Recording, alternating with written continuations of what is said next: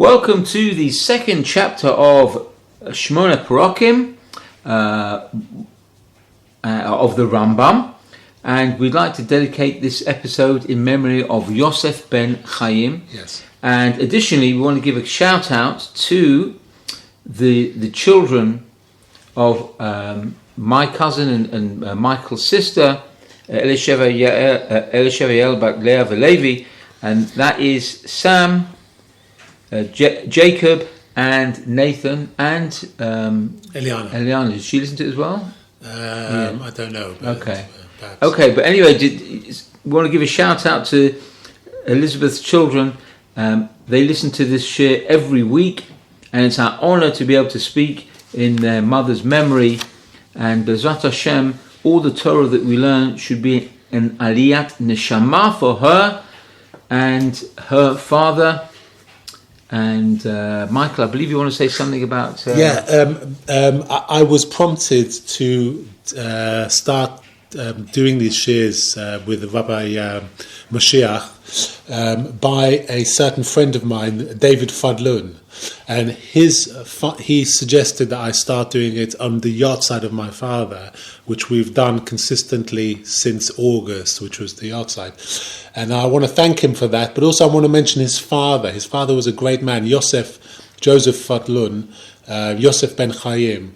When our father passed away, or my father passed away, Mr. Fadlun and Mrs. Fadlun and the whole Fadlun family would have a kiddush every Shabbos after shul and invite our family plus the rabbi and his children and various other people, and it would hold a huge kiddush in my father's memory, and we would sit and go through all the books of Tehillim, and then say Kaddish afterwards. And it was always a very special memory that he did this every week, and a very lavish Kiddush as well.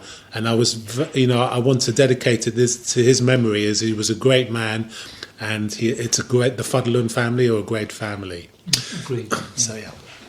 So today we're going to do chapter 2 of the Shemonah Perakim, and in this episode we talk about the transgressions of the faculties of the soul and the designation of those faculties which are the seats of the virtues and vices. This is an extension of chapter 1, which talked about the 5 parts of the soul, namely the nutrition, which deals with all the systems of the body with digestions and with procreation, and also the next layer is the senses, the 5 senses. The layer above that is the imagination stroke memory. The layer above that is what he calls the appetitive, which we can deem as our sort of moral virtues plus our human interface in the world. You know, when we decide to flee or stay in a situation, when we are repelled by something, our physical, reactions, so to speak, to different situations, and also like to reach out, to propose the action of reaching out uses that faculty of the soul, reaching out physically, I mean. So we'll start. Shahaveras v'hamitzvos, that the transgressions and observances, hatorios emnan yimtzau b'shnei chalakim mechalkei hanefesh. The transgressions and observances of the law have their origin only in 2 of the faculties of the souls that I just mentioned. V'hu hachelek hamargish, namely the sensitive and appetitive. So the sensitive being the 5 senses, and the appetitive being our moral balance and our human interface. That's the appetitive. And they're attributed to these 2 faculties alone, transgressions and observances that we're talking about. And are to be ascribed all transgressions and observances. So Rambam is saying that sins and mitzvahs are only liable in these 2 of the 5 sections of the soul. And we'll learn why only 2. Amnan hachelek hazan v'hachelek hamadama, the faculties of nutrition and imagination, ein mitzvah bo v'lo avera, do not give rise to the observance or transgression.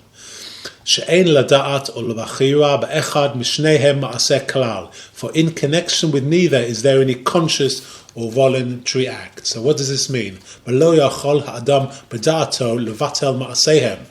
That is, man cannot consciously suspend their functions. Or lem'atam mep'ola achat, nor can he curtail any one of their activities. Halo tu'eh shesheni chalakim ha'ele. The proof of this is that the functions of both these faculties, rotzela omar hazan v'handama, that is, the nutritive and imaginative, ya'asu ba'at hashina, continue to be operative when one is asleep. Ma she'en kach b's'ar kochot hanefesh, which is not true of any of the other soul's faculties. So the only the nutritive and imaginative, the digestive system is autonomous. I think that's the word. It just runs by itself even when we're asleep. Also the imagination, because we dream, the imagination or memory has to be something that runs when we're asleep. So we're not liable, because they're kind of systems that run regardless of what we do. We can't control them. We can't decrease them. You can't decrease your digestive system. You can't decrease your memory. You can't increase your memory as such, and you can't increase the faculty of your digestion. So that's what he means. He says you don't really have a choice in it. So perhaps God gives you says it's a system I've got running. So don't worry about that. You can't transgress in those parts of your soul. So Rambam continues. As regards the rational faculty, which is the top, the rational is the fifth and highest form of our faculty of our soul, which I didn't mention before, but that's the rational faculties, how we think and our intelligence. Yesh bo mechuba, there is uncertainty regarding that amongst philosophers. Some philosophers think, well, look, you can transgress in your intellectual capacity. And Rambam concedes that in a small way. Aval ani omer sheyesh bazeh hakach gam ken mitzvah va'avera lefi amonos da'at batal or amonot da'at imati. But this is Rambam saying, but I maintain that observance and transgression may also originate in the rational faculty, insofar as one believes a true or false doctrine. Aval en bo ma'aseh she'amar alav shem mitzvah or shem avera stam. Though no action which may be designated as an observance or a transgression results therefrom. And he continues, consequently, as I have said above or previously,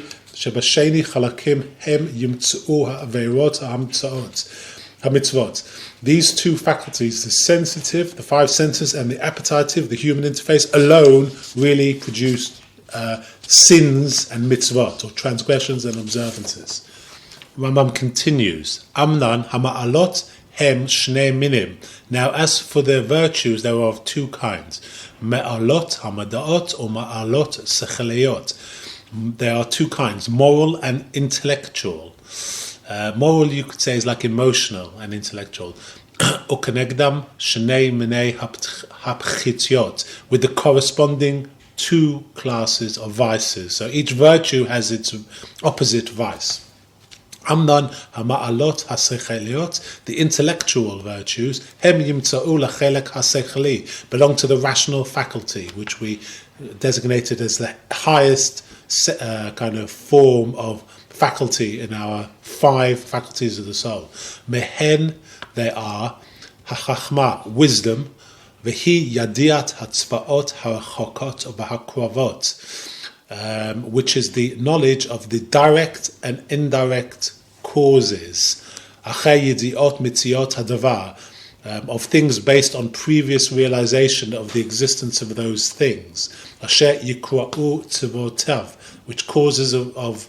causes of which have been investigated. So here I understand this to be like, if you take an example of nature, wisdom and the parts thereof are, if you understand, for example, the tides, how the tides come about. You have to know you can't guess how the tides come about. You have to learn about them, you investigated them, and you understand how the tides rise and why they decrease. That's an analogy of what he means by this sort of wisdom. Umehen haseichal. And the second one is reason. Asher mamanu haseichal ha'avani, which is like an inborn, v'hu hamagia lanu bateva. This is inborn or theoretical reasons that are axioms. Like, for example, simple things like if you add 1 to 1, it equals 2. These are basic things we learn from birth, but they have to be learnt, and although as simple as they seem, there are axioms that are permanent and they don't change. If there are 2 things on the table and you add 2 things, it'll always be 4 things you end up with. That's what I understand it means by axioms. And it continues, Umaimonu seichal nikne ve'en ze makomo. And the third is the acquired intellect, and he says, which we need not discuss here. I don't think he wants to complicate matters by discussing these too much, because really the ikar and the essence of this whole Shemonah Perakim is, we'll see in chapter 4, is moral grounding and moral practices, which is the most important thing. He just sweeps through these various things, and even he says we don't need to discuss it further. And he continues, Omehen zuchut hatvuna. And also the third element of this, the moral virtues of the rational faculty, is sagacity and intellectual cleverness. V'tov ha'hanvana v'hu la'amod al davar, which is the ability to perceive something quickly, or lahavinu mehera, and to grasp without delay, below zman or in a very short time. B'zman korov or b'chitziot zeh hakach hafach elu or shenikdam. The vices of this faculty are the antithesis or the opposites of these virtues. So this third virtue of the mind is the ability to grasp concepts quickly and to learn, be retentive, to retain facts and act on them quickly. A sharp mind, basically. That's a virtue. That's actually a virtue of the intellect, according to Rambam. And he continues, Aval ma'alot hamdamot, but moral virtues, yimtsu'u lechelek ha-mit'aveh levado, belong only to the appetitive faculty, which we talked about earlier, the human interface of the mind and the body.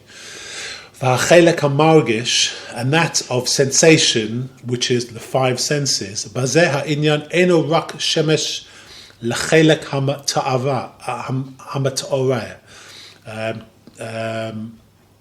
The sensation, the 5 senses in this connection are subservient, or for how I see it, as a stepping stone. So your 5 senses are servants to your actions. When you want to act on something, you want to physically reach out or do a good deed. It's the 5 senses serve the appetitive. So in other words, you see something, you can then, by seeing it, that serves the faculty of going to do something about it, and you can perhaps perform good deeds. So that's why it says the 5 senses are subservient to the appetitive. Uma'alot zeh hachelek. The virtues of this faculty, rabot ma'od, are very numerous, because the heroes, being moderation, for example, fear of sin, Vahan diviot, and being generous. V'hayosher, and honesty. V'hanoveh, and meekness. V'hashpalot, humility. Ohahaskfakot, and contentedness. V'hu shekru'u hachachamim asiuot ba'amram. Ezehu ashir hashemech bechelko. Hasameach bechelko. Contentedness in this thing is what the rabbis called wealth. When they say in the Pirkei Avot chapter 4 verse 1, who is truly wealthy? He who is contented with his lot. V'hagvura, and courage. V'ha'munah, faithfulness. V'zul tam, and with faithfulness, and other virtues that are similar to this. B'hachitziot zeh hachelek hu laqtza be'elu or lahosiach bahem. The vices, the opposites of these faculties, consist of a deficiency or an exaggeration of these qualities. So every parameter, every polarity has its deficiency or its exaggeration of a certain quality, and we're looking to be the midpoint or thereabouts of those polarities. And Rambam continues and concludes, Aval, but hachelek hazan v'hamdama, as regards the faculties of nutrition and imagination, lo ne'emar bo ma'aleh v'lo pechitiot, ech yoma shehu zan al yosher or al bilti yosher. It cannot be said that they have vices or virtues. We're talking about nutrition and memory, but that the nutrition functions work properly or improperly. Kamo she'amar sheploni achulo tov or batel achulo. For an instance, when one says that man's digestion is good or it is bad. And now he makes maybe a very slight reference to mental health, which was quite interesting to 900 years ago to be aware of it. Or neftzad dumiyono or hu madama al yosha, or that one's imagination is confused or clear. Ve'en bazeh kalo velo ma'aleh velo pechitiot. This does not mean, however, that they have virtues or vices. V'zehu ma shiratzinu zichu b'zeh haperek. So this is all we need to discuss in this chapter. So he mentions about, again, he reminds us that the nutritive function of the soul and the imagination or memory of the soul are not subject to transgressions or mitzvot, because, as he says, you either have a good digestive system or a bad digestive system. It's not your choice, and you don't normally, of course you can be careful what you eat, but generally you're born with a certain quality of digestive system, and you're born with a certain quality of imagination and memory, and you can't really do much about them. So that basically concludes chapter 2 of the 8 Perakim. Very good, Michael, thank you so much, and we're very much looking forward to the 3rd chapter next time we convene. Thank you so much, have a wonderful week.